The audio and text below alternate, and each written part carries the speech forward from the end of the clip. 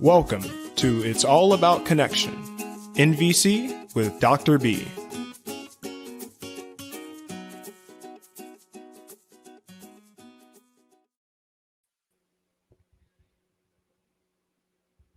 All right. Are you going to say welcome? Yeah, I was just about to. Welcome. Welcome, everyone. Today we're talking about Your my hat, hat.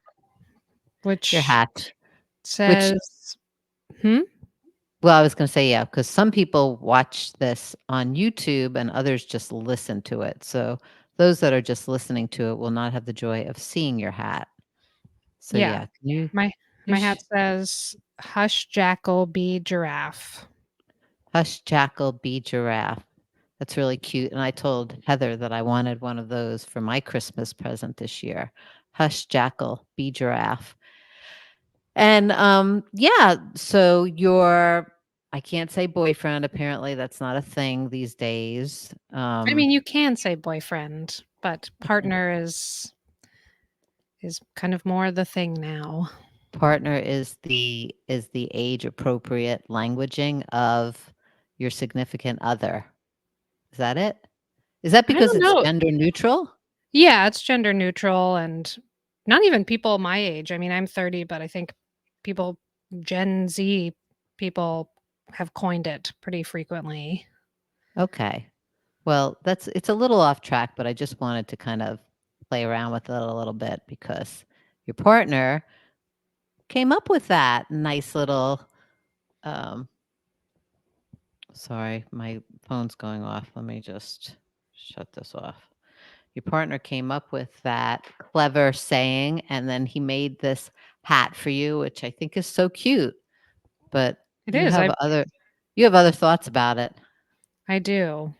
Yeah, I mean, he just really came up with that because it's not a thing in NVC. I mean, Jackal and Giraffe are things, but not this particular expression. Hush, Um, Jackal, be giraffe. yeah. But it is it's annoying to explain. Like yesterday I had a barista ask me what it meant and I was just trying to get in and out and I was like, "Oh, it's an inside joke." And then she was like, "What's the joke?" Which again, at that point, when someone says it's an inside joke, just drop it. Don't pursue it any further. So then I Should had to we be like, "Hmm?" I was gonna say that is a it's short for please I do not want to talk about this, and the person wasn't getting the hint basically. No, not quite. So I had to hang around the register a little longer with people behind me. And I was like, "Well, are you familiar with nonviolent communication?" And she said, "No. I think I get the idea though from the name."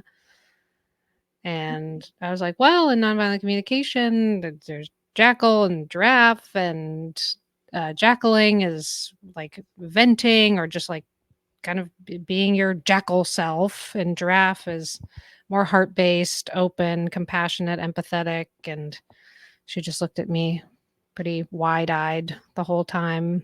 I was like, "This is what you get. Don't ask."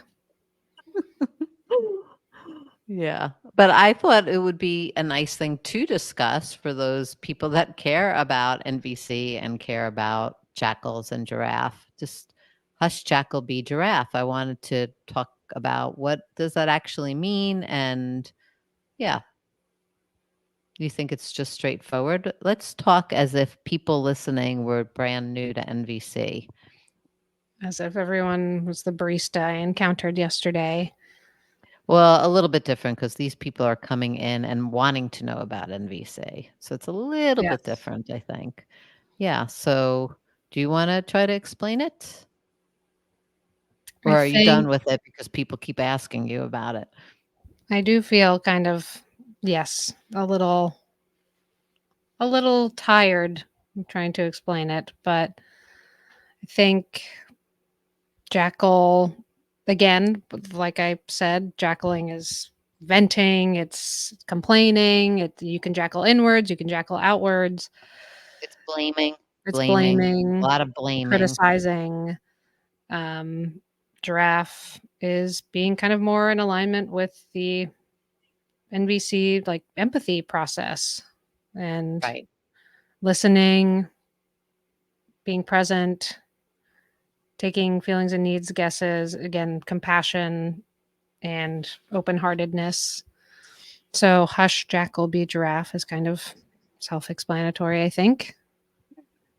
Except for one thing I want to mention about the hush jackal, because I wouldn't want people to think that we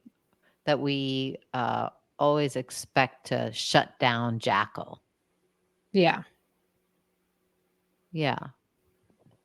Yeah, I mean, get that. Like telling your jackal to be quiet yeah, and we to not don't really. jackal. Yeah, we don't really want to tell our jackal to be quiet. It's this subtle difference between in teaching NVC. I just really recommend not to jackal to somebody. Like if you're in an argument with someone, trying your best not to blame them to their face or judge them to their face or, yeah, go into any of that, because NVC at its essence is about creating connection with another human being, using a form of language that moves us towards connection with others. If that's not your intention, then don't even bother using NVC. But if your intention is to have connection and you're choosing to try NVC, it's very helpful not to jackal directly to the other person that's there. I mean, does that make sense why you wouldn't want to jackal to the other person, especially when it comes to creating connection? Yeah, it just naturally creates more disconnection. Right. I mean, just think about anybody saying judgmental or blaming things on you. Usually, you don't really want to lean in and be closer to that person or be around that person. We tend to have our fight, flight, freeze mechanism kick into high gear in a moment like that when someone is saying blame towards you. And so, yeah, so not to jackal to the other person, but jackal definitely has a place in this process. It's not like it goes away. Yeah, it's Yeah, I'm important just to jackal and to honor your jackal and not try to repress or suppress, I guess, what's going on for you. right, because I mean, if you are having a moment of extreme jackal and you can step aside, go away from the person with whom you're having those jackally thoughts, it can be very productive to embrace your jackal in that moment. In that moment, I do not want my jackal to hush. I only want my jackal to hush when I'm with the other person. And that's when I want to move towards the language of compassion, the language of connection, the language of needs, because that moves us more into connection. But when your jackal is loud, it's really just trying to give you a message. Do you have any idea what I'm talking about when I say that? I think it's just trying to get you to pay attention to what you're needing. Yeah, exactly. I mean, it is your system's way of saying like, "Holy shit, I have a need right at this moment and I'm really triggered around this need." It's just your body's physical way of trying to grab your attention and let you know that there's something very important to you at a need level here. That's all it's trying to do. But I think, we've been very much habituated, had patterns and routines to when we're upset with someone to go off directly towards that person. We have that modeled everywhere for us. We have that modeled when we are growing up in our family systems. We have that modeled in our politics where people are playing the blame game at one another, and as we watch that, I mean, doesn't it feel just so yucky watching that? Because, in order to be productive at a governmental level, we need to have some level of connection and trust, right? And so when you're seeing people do this blame thing back and forth, you just have a sense like that's not going to get us there, right? But it's still important to be able to source our needs. Like if we could use our jackal to process away from the other person that we're maybe in a conflict with, if we allow that anger to rise, like truly when I am in a difficult place, I sometimes I'll go to my car and I'll scream my head off and I'll say all the things I'd like to say to that person in that moment, the jackally things. I don't hush my jackal at all. I invite my jackal to let it rip in a moment like that. But I'm keeping the other person safe because I'm away from them. And I also have awareness. This is a very big difference. I think oftentimes when we are jackaling and blaming, we don't even have an awareness that's what we're doing. We do it very blindly. We don't even know half the time when we're saying judgmental, evaluative things about another person. I think there are a lot of people out there that when they say, they're upset at someone and they say, he's an asshole, or it's telling someone, you're a total asshole, you're a total dickhead. Like we say things like that to people, okay? And we just take it as truth. Yeah, we're like, oh, and if someone were to point out to some people in a moment, well, he's really not a dickhead.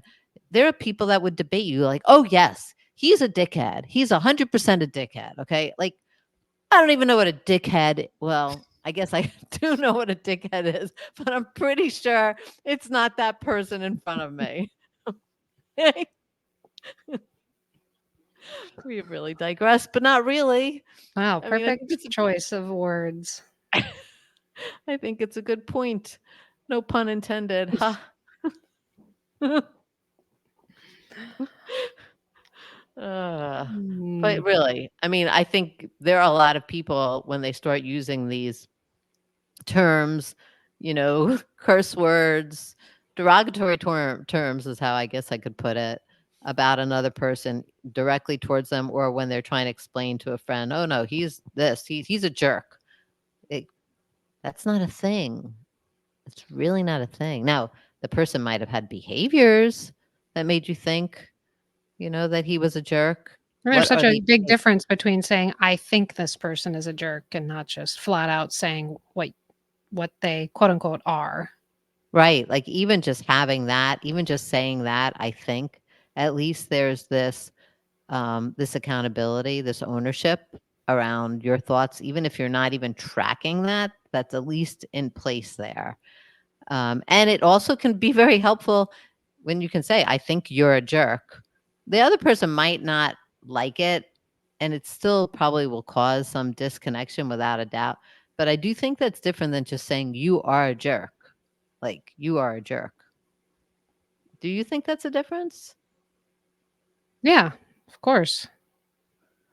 I mean, but really, let's break this down just for a second and then we'll end. But if someone were to say to you, I think you're a jerk versus you are a jerk, would one of those really have would they have a different inner response from you, do you think? Yeah, I think that if someone were to say, I think you're a jerk, I could work with that. I would think like, oh, you're having the thought that I'm a jerk. Like, let's break that Mhm. down. But if Mhm. they just thought I was a jerk, You mean if they just said you are a jerk? yeah, it would be harder to I don't be in empathy around or work with because there's no ownership Yeah, of the thought. And then it's like, you are that thing. So there's a lot of taking it personally. mhm. There's Yeah, no I think it refuting could be it. very confusing. Like, what is going on? Like, that's not my reality of who I am, hopefully. Why does this person say that about me? As opposed to someone saying, I think you're a jerk, you could be like, okay, I that's great. I see that you have some thoughts about that. Let's try to understand that a little bit more. Like, why are you thinking that? It leads you more into a conversation of like, what is it that was done? It gets you, I think, closer if you were to start to unpack it to naming some of the observations, which are really what are helpful in a moment like that, not the judgments that we tend to throw out to people. Yeah. But the number one takeaway here is back to your hat, hush jackal, be giraffe. I think Don't I just hush your really jackal. hum. Don't hush your jackal. Well, hush your jackal when you're in front of the person with whom you're charged, Yes. right? Hush jackal, be giraffe. I mean, with our children. We don't want to jackal at our children, believe it or not. We don't want to say blaming, evaluative things that can be very hard for a young person to take in. So hush, jackal, be giraffe. If you're having jackally thoughts or experiences, go to your jackal room and have them in private and let your jackal be as loud as necessary. But hush your jackal when you're right with the person, because it's not going to be productive. That does not mean don't talk. That does not mean don't express what's going on for you. If you stick with us long enough in NVC, you'll learn that there is a definite way to express with a lot of clarity what's going on with you, but without blame being put in there. So yeah, I don't want anyone to think that just means shut up and don't do anything, because that's not the case either. And with that, if you want to learn more about all of this, you can always join us in the intro class. The Bigby Method has an intro class, and you can find that online at www.thebigbymethod.com. And we also have our Empathy warm line number, which is 850-706-0488. about